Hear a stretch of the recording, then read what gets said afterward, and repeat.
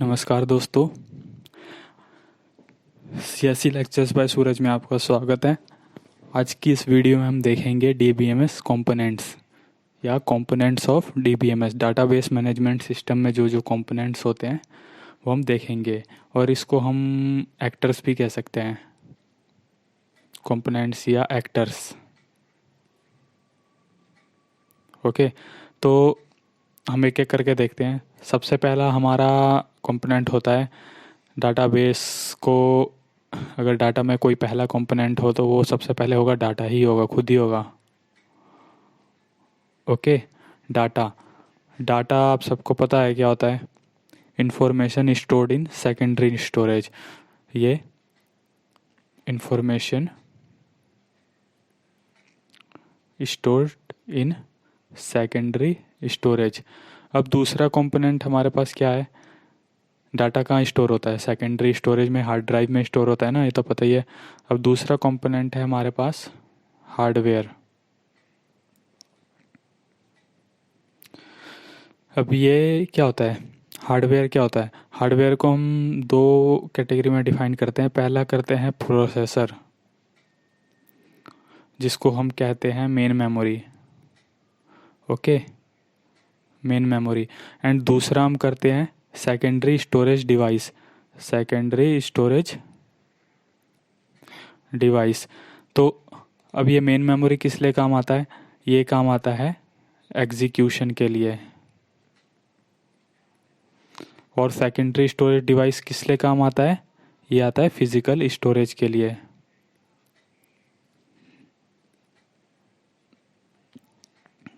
कैसे देख लीजिएगा, जो आपका प्रोसेसर होता है, मेन मेमोरी होती है आपकी रैम, उसमें प्रोग्राम एग्जीक्यूट होते हैं ना, तो ये एग्जीक्यूशन के लिए काम आता है। और सेकेंडरी स्टोरेज डिवाइस आपके किस लिए होते हैं, फिजिकल स्टोरेज के लिए। एक्चुअल वहाँ पे डाटा पड़ा होता है, यहाँ से डाटा उठ के फिजिकल स्टोरेज से उठ के डाटा आपका मेन मेमोरी में जाता है।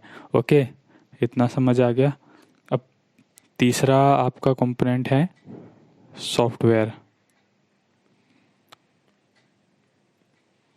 अब सॉफ्टवेयर की बात करते हैं तो क्या होता है, layer between physical database end user. जो फिजिकल डाटाबेस और यूज़र के बीच में लेयर होती है उसे हम कहते हैं सॉफ्टवेयर। ऑपरेटिंग सिस्टम में जैसे आपने देखा होगा, ये यूज़र 1 है, यूज़र 2 है, ये यूज़र 3 है, और ये आपका डाटाबेस रखा हुआ है, ये आपका डाटाबेस है। तो इसके बीच में जो लेयर होगी, यहाँ पे जो ऑपरेटिंग सिस्टम की लेयर होगी वो सॉफ्टवेयर लेयर होगी। ठीक है, तो सॉफ्टवेयर क्या होता है, physical layer between physical database end users, ये होती है आपकी सॉफ्टवेयर लेयर। सॉफ्टवेयर होते हैं मतलब, ठीक है। And another one is users. अब यूज़र्स भी हमारे पास कई टाइप के होते हैं। यूज़र्स जैसे कि हो गया आपका naive users, online users, database administrator and application programmer.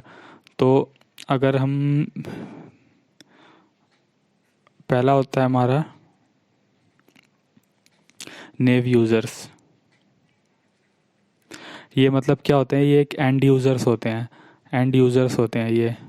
ठीक है, इन्हें कुछ भी डाटाबेस के बारे में कुछ भी नॉलेज नहीं होती। इनके मेन्यू ड्राइवन के बेस पे वर्क करते हैं ये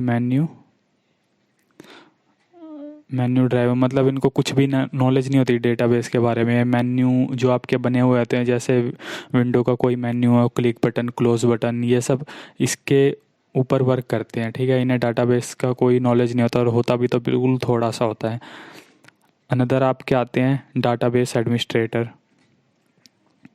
ये क्या होते हैं, आपके डाटाबेस है, ये टॉप लेवल पे होते हैं, ये एक सुपर यूज़र होता है। ठीक है, डाटाबेस एडमिनिस्ट्रेटर सुपर यूज़र होता है, जो पूरे डाटाबेस की जिम्मेदारी होती है इसी पे होती है, डाटाबेस एडमिनिस्ट्रेटर पे ही होती है पूरे डाटाबेस की जिम्मेदारी। Okay, and another one is application programmer.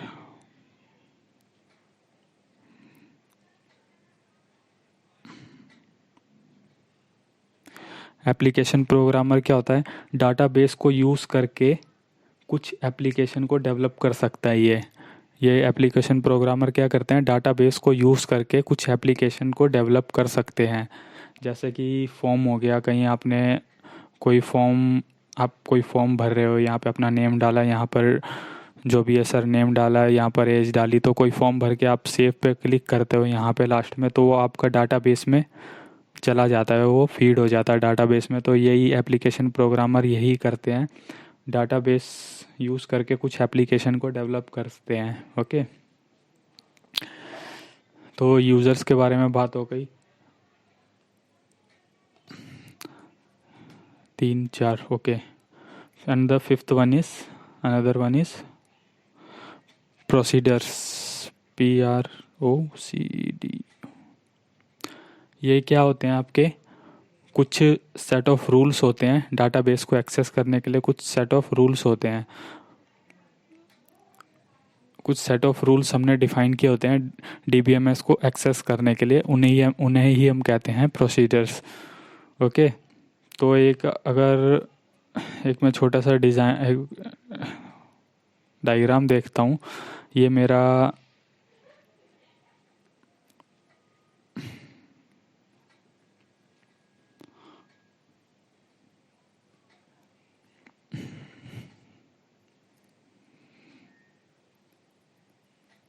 ये एक साइड है मेरे पास एंड यूज़र, एक साइड है मेरे पास एप्लीकेशन, एक साइड है मेरे पास एप्लीकेशन प्रोग्रामर। ओके, एंड ये मेरा अभी DBMS है। अब इसके अंदर होगा मेरा ये मतलब ये मेरा डाटाबेस है। ओके,